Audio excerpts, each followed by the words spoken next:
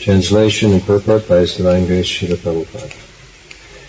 In succession, O King, the great sage Narada instructed Srimad Bhagavatam unto the unlimitedly powerful Vyasadeva, who meditated in devotional service upon the Supreme Personality of Godhead, the Absolute Truth, on the bank of the river Saraswati. Yeah, Gaudiya Vaishnavas are known as Rupanugas, not Chaitanyanugas. Why is that? Sri Chaitanya Manobhishtam Sthapitam Jena Bhutale Swayam Rupa Kadamayam Dadati Swapadantikam. We offer our respects to Rupa Goswami, who has revealed the inner heart's desire of Chaitanya Mahaprabhu. So, this is described in Chaitanya Charitamrita how Chaitanya Mahaprabhu's inner heart's desire, in other words, his being Krishna in the mode of Radharani, was known to Sri Damodar Goswami, but he didn't tell anyone else. But Rupa Goswami also perceived that, and on the order of Chaitanya Mahaprabhu, he wrote so many books. Chaitanya Mahaprabhu didn't write books, but Chaitanya Mahaprabhu instructed, especially Rupa and Sanatan, and they wrote many books. And the other of the 6 Goswamis and subsequent generations of Vaishnavas, they wrote many books, of which Rupa Goswami is especially. Trai Prabhu was talking about this Bhakti Rasamrita Sindhu, which is the handbook for all devotees. It defines what is the line of devotion given by Chaitanya Mahaprabhu, summarizes its super excellence. It tells us what it is in all aspects and how to enter into it. So in this way he's the father of devotional service, and all other devotees follow on after this. I just want to read actually 2 paragraphs from my upcoming book on Bhaktistan Saraswati Thakur. Srila Rupa Goswami was this is in relationship to the Babajis of Vrindavan and Navadvip, who presume themselves to be followers of Rupa Goswami by accepting his same kind of dress, and as Trai Prabhu was also referring to that, they would have this Siddha Pranali of imagining oneself to be a gopi.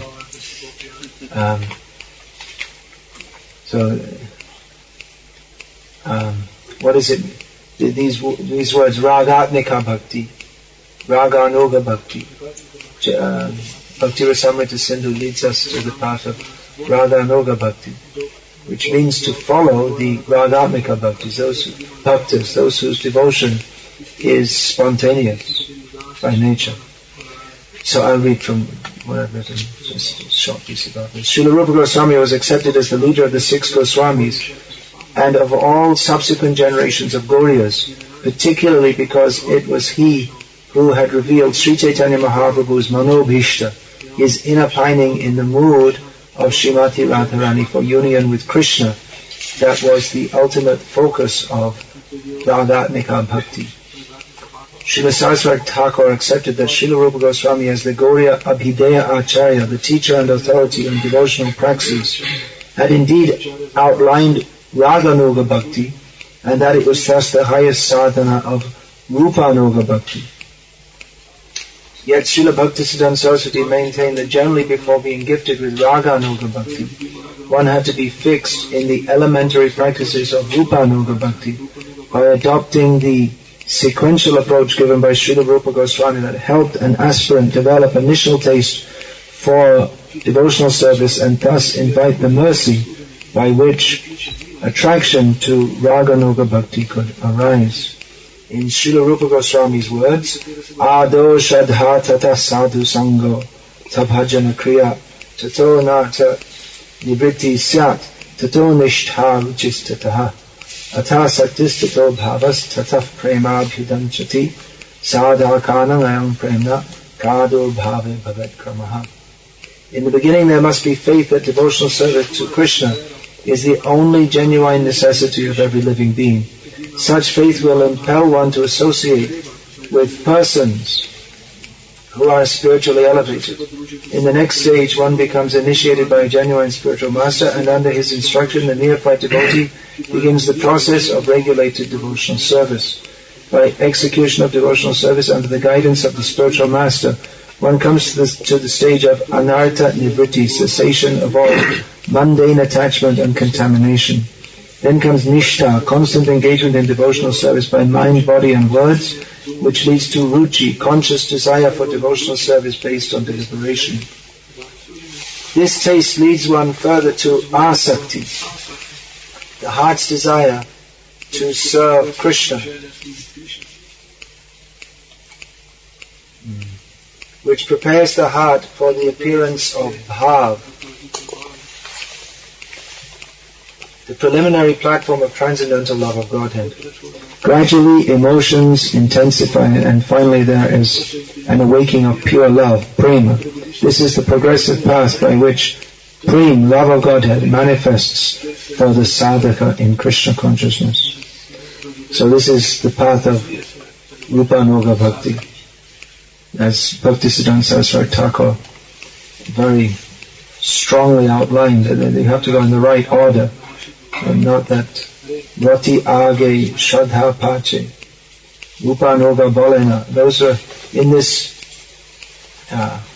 Prakrita Rasa Shatadushani, in which Bhaktisiddhanta Saraswati Thakur was smashing the misconceptions of the Prakrita Sahajiyas. He again and again used the word Rupa-nuga, a genuine follower of Rupa Gosvami, and gave the proper idea. For instance, that one develops rati, or attachment in devotional service, and faith afterwards. Rupa-nuga Bole, they don't say like that. And it's a sequential process which Rupa Goswami has given. Prado bhavet kramaha. These symptoms develop in order. So it's not that you can just take a pole vault into Radha Kund and all of a sudden you just become a gopi. It doesn't work. That's the only imagination. Here are some more words from Srila Bhaktisiddhanta Saraswati Thakur that Prabhupada quoted on how to become a Rupa-nuga devotee. It is certainly, this is from Chaitanya Charitamrita, Madhya Lila, chapter 19, text 133, Prabhupada writes, it is certainly not good to write literature for money or reputation, but to write books and publish them for the enlightenment of the general populace is real service to the Lord. That was Srila Bhaktisiddhanta Saraswati's opinion, and he specifically told his disciples to write books. He actually preferred to publish books rather than establish temples.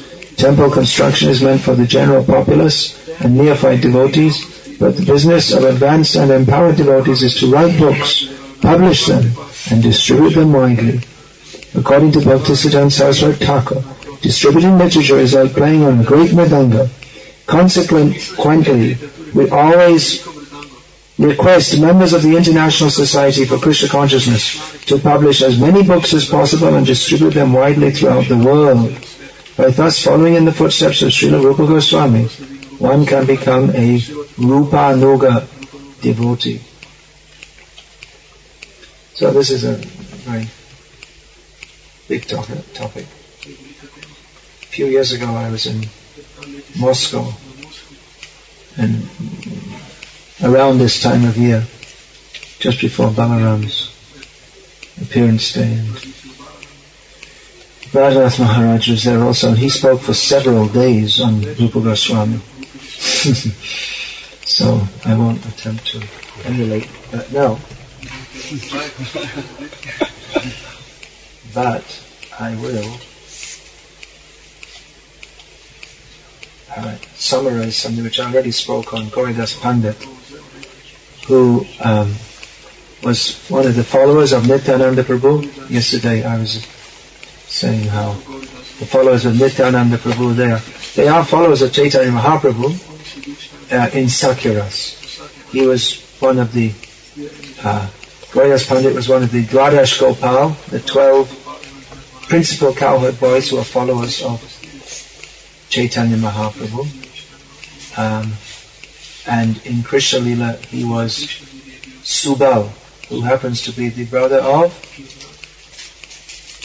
Radharani. That's right. Is it? No.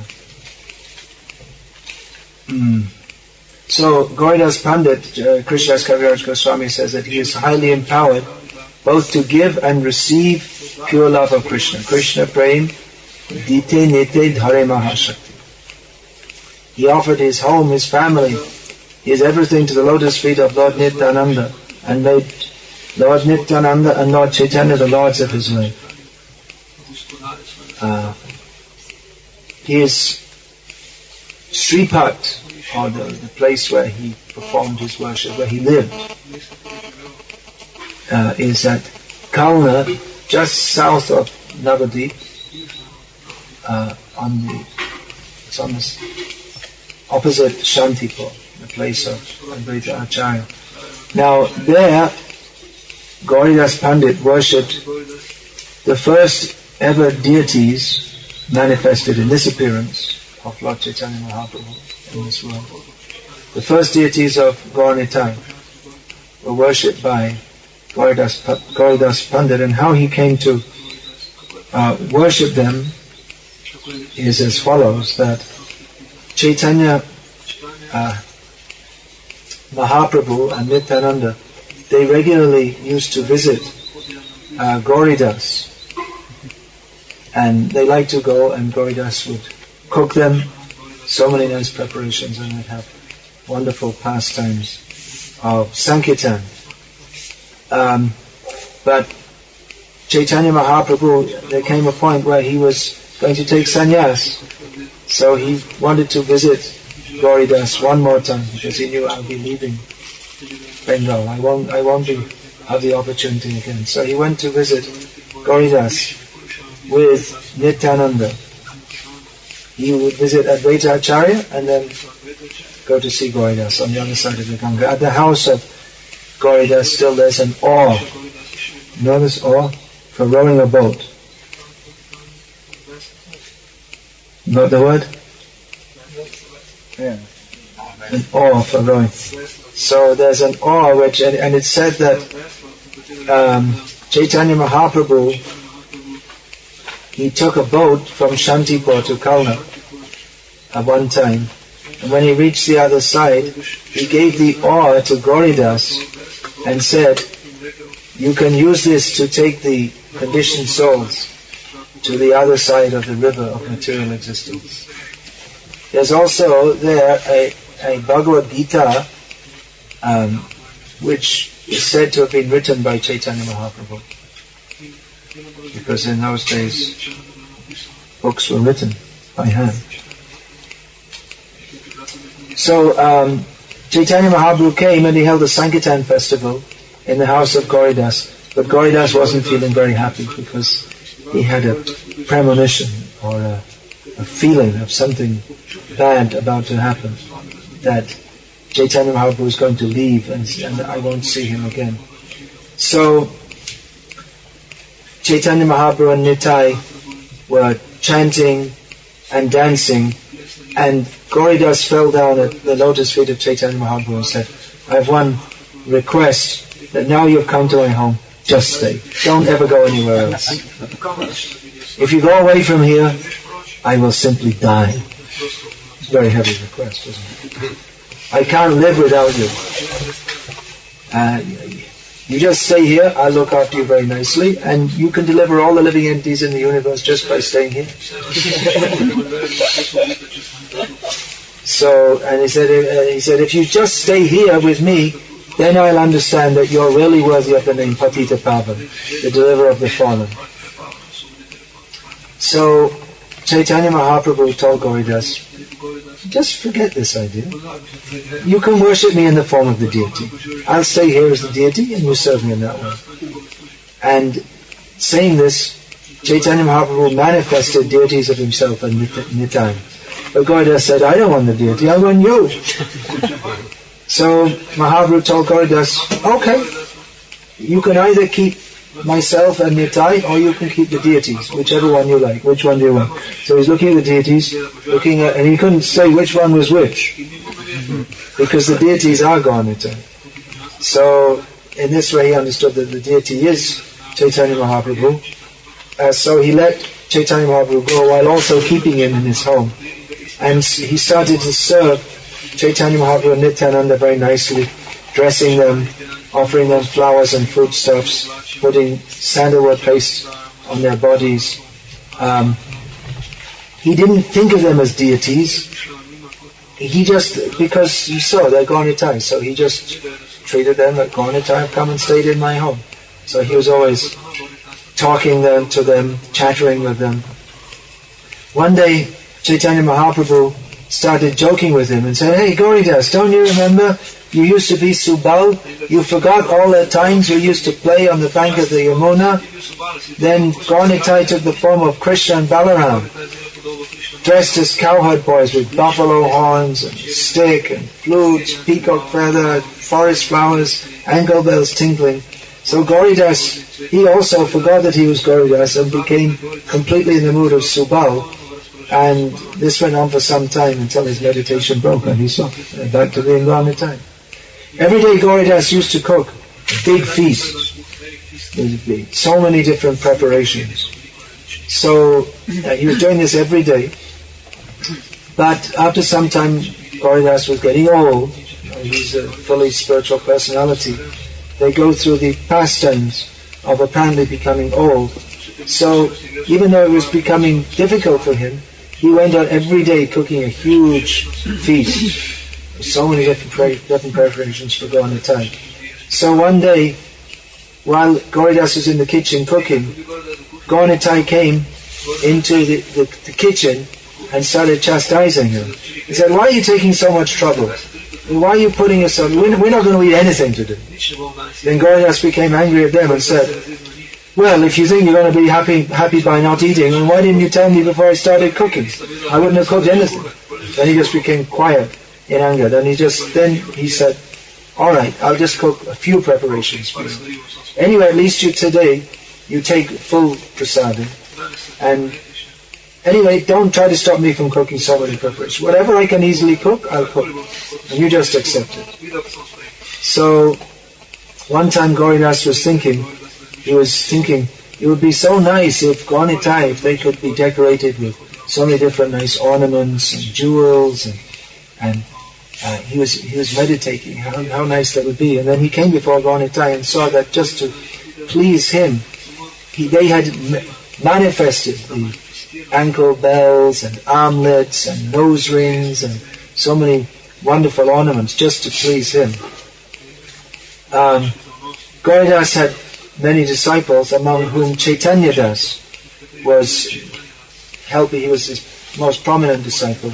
He used to help him in the deity worship and overseeing the affairs of the temple, because by worshipping the deity so many people would come and have festivals there. And he was his right-hand man, you could say, in organizing all these things. Now, just shortly before Gaur Purnima, they would have a big festival on Gaur Purnima. It's Chaitanya Mahaprabhu's birthday. So Gauridasa went away from Kalna to another disciple's home. And he gave charge of all activities and deity worship, everything to Chaitanya Das. So Chaitanya Das was seeing that Gaur Purnima is coming closer and closer, and there's no arrangements for any festival. And so with 3 days to go and no arrangements for any festival, he started organizing it. He sent out invitations to all the eminent Vaishnavas of the area that you'd please come and attend the festival. So he sent out the invitations in his own name. So just when he'd finished penning all the letters and sending out devotees to deliver them, because there was no postal service in those days, Gauridasa came back, and Chaitanya Das told him that I've organized the festival and sent out invitations because You hadn't come, so I thought it was my duty to do this. So Gauridasa was inwardly very pleased that his disciple had taken this responsibility, but outwardly he became angry. That why are you acting so independently, sending invitations here and there? So he banished him. He said that you don't stay here now. You want to be independent? Be independent. You just go away. You can go into the Ganga. Ganga is close by. At least it is nowadays to that temple. And you just stay there. So he was staying there, and what happened? One wealthy man came by and seeing this sadhu Chaitanya Das sitting under a tree on the bank of the Ganga, he wanted to offer a large donation. So Chaitanya Das accepted the donation, and as a faithful disciple sent it to Gauridas. But Gauridas sent it back to him and said, you invited so many people to make a festival, so you're still angry with him. You take the money and you make a festival. Do whatever you like. Don't send your money to me. So that's what he did. He organized a big festival there, and so many devotees came, and they were having ecstatic kirtan, but Gauridas was sitting at a little distance. But the kirtan was so ecstatic that Gaunitai couldn't resist, so they jumped out and joined the kirtan also. So one of the devotees came to Gauridas and said, Guru Maharaj, come and see, Gaunitai have left the temple. So he came and saw, he's right, they left the temple. So he went with a stick to come and chase them back. And he guessed they must have gone to see Chaitanya. These are pastimes. You don't chase Gaunitai.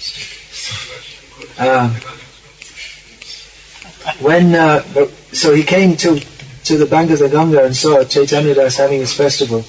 And when Gaunitai saw angry Gauridas with a stick, they vanished. They jumped inside Chaitanya Das's heart, and Gauridas could see where they had gone. So then he embraced Chaitanya Das and said that you're so very fortunate that you have captured Chaitanya Mahaprabhu in your heart. So from now on, your name should be Hridaya Chaitanya, because Chaitanya Mahaprabhu is in your heart.